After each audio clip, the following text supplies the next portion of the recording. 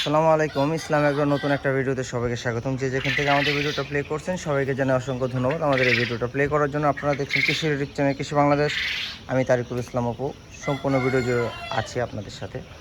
তো যারা ফ্লোরে বিশেষ করে কোয়েল পাখি পালন করে থাকেন তাদের আমার মতো অনেকেরই একটা সমস্যা, সেটা হচ্ছে লিটার ম্যানেজমেন্ট। লিটার খুব তাড়াতাড়ি আপনার লিটার সমস্যা হয়ে যায়, শক্ত হয়ে যায়, চিটা হয়ে যায়, কোনোভাবেই লিটার ঠিক করা যায় না।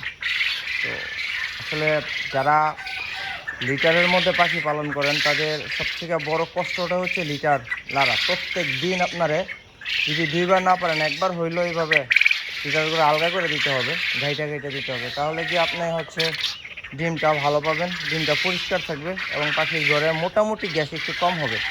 আর চেষ্টা করবেন একটু কম ঘনত্বে পাখি পালন করার জন্য। আমার এখানে যেরকম দেখা যাইতেছে এত ঘন না, আমি এখানে কি বলে প্রতি স্কোয়ার ফিটে 4 পিস, 4টা থেকেও কম পড়ে আর কি হিসাবে, ওই অনুযায়ী দিচ্ছি। তারপরও আমার কাছে অনেক ঘন লাগতেছে, আপনারা দেখেন কি পরিমাণে ঘন দেখা যাইতেছে। তবে নর্মালি হিসাবে আসলে 1 স্কোয়ার ফিটে 5টা দেওয়া যায়, তা আমি ওই হিসাব করেই দিছিলাম, দেওয়ার পরও আমার কাছে ঘন মনে হইতেছে।